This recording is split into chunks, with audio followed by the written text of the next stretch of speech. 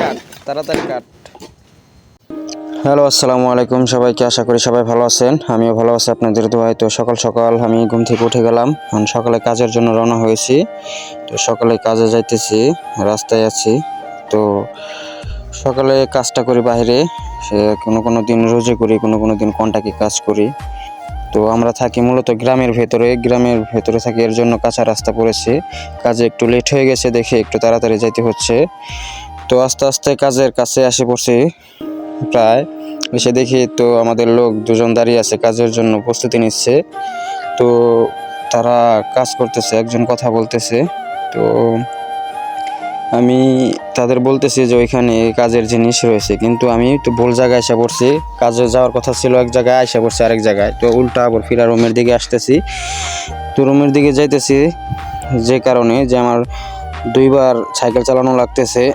তো রুমের কাছাকাছি আইসা পড়ে তারপর এই সামান নেওয়ার জন্য আসছি। তো আমার রুমের সামনে আসছি, চাবি সাইকেল রেখে এখন গেট খুলবো। গেট খোলার পরেই আমি আমার সাইকেলে যে সামানগুলো আছে কাজের জন্য সামান, ওগুলো খুবই দরকার। তো ওগুলো না নিলে তো কাজ করা হইব না। যে এটাকে আমরা কার বলি, সৌদি আরবে কার বলে, আর বাংলাদেশে দরা বলে খেজুর গাছে ওঠার জন্য। আর এটা হলো আকফা, যেটাকে রামধাও বলে বা স্যান বলে। আর এটা হলো আপনার মোবাইল বড়শি, মদের বোতলে যেটা দিয়ে কিনা আপনার ওই দাটা ধার দিতে হয়, এই মোবাইল লাগে। আর ওটাকে বলা হয় পাথর। তো এই সামানগুলা দরকার, যে সামানগুলা না থাকলে কাজ হইব না। তো আবার ফিরে রওনা হলাম, যে জায়গায় কাজের কথা ছিল ওই জায়গায় যাইতে হবে। তো আমার আব্বু খুবই রাগারাগি করতেছে ফোন দিয়ে, যে জলদি আয় কই গেছস। তো আবার সাইকেলে আমার সামানগুলো রাখলাম, এখন আবার ফের কাজের উদ্দেশ্যে রওনা হলাম, আইসা পড়ছি প্রায়। তো ওই জায়গায় দেখি আবার বলদিয়ার লোকের পানির বেড়া বানাইছে, ওই জায়গাতে পানি লাইন করবে। তো আস্তে আস্তে কাজে আইসা পড়ছি, যে মাজরায় কাজ করবো। তো আইসা সাইরাই তো ওরম দুরম কাজ শুরু করে দিলাম। তো গাছে খেজুর কাটার কাজ। তো আমরা কিভাবে খেজুর কাটি দেখেন। আমি এই গাছে উঠতে পারি না, তবুও বান্দরের মতন ধাম করে গাছে উঠে গেলাম। গাছে উঠা তো মনে করেন খেজুর পারলাম, কাটলাম। তো আস্তে আস্তে এই কাজগুলা করতে হইব। আমিও মূলত বাইরে কাজ করি আমার বাবার সাথে। আর এই যে শার্ট পরা লোকটাকে দেখতে পাচ্ছেন, এই হলো আমার বাবা। আর আরেকজন আছে, সে হলো কুমিল্লার ছেলে, বড় ভাই এক। তো আমরা তিনজনে কাজ করতেছি। তো গাছ থেকে নেমে পড়লাম, এক গাছ কাটা শেষ। মূলত এখন এই খেজুরগুলো আমাদের পরিষ্কার করতে হবে, ময়লা খেজুরগুলো, যে বাতিল খেজুরগুলো, ওগুলো বাদ দিয়ে বড় খেজুর, মাঝারি খেজুর, ছোট খেজুরগুলো আলাদা আলাদা রাখতে হবে। তো এগুলোই করতেছি এখন আমি।